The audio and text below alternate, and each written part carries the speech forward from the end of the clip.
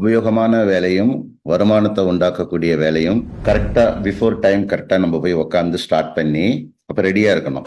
நம்ம குயிக்கா கம்ப்ளீட் பண்ணணும். அந்த கம்ப்ளீட் பண்றதுக்கு உண்டான டூரேஷன் வந்துட்டு கம்மியா எடுத்துக்கணும். இதுக்குண்டான நாலேஜும் ஸ்கில்ஸும் இருக்கணும். நாலேஜும் ஸ்கில்ஸும் வெளியில கிடையாது, நமக்குள்ளதான் இருக்கு. எதை ஒண்ணு மோர் டைம் நீங்க பிராக்டிஸ் பண்றீங்களோ அதுல உங்களோட நாலேஜும் ஸ்கில்ஸும் டே பை டே வந்துட்டு இம்ப்ரூவ் ஆகும், இன்க்ரீஸ் ஆகும். ஏன்னா எனக்கு அப்படிதான் ஆனது. ரூல்ஸை வந்துட்டு நம்ம டெய்லி பிராக்டிஸ் பண்ணணும். அப்படி பண்ணோம் அப்படின்னா நமக்கு என்னெல்லாம் வேணுமோ அது எல்லாமே கிடைக்க ஆரம்பிக்கும்.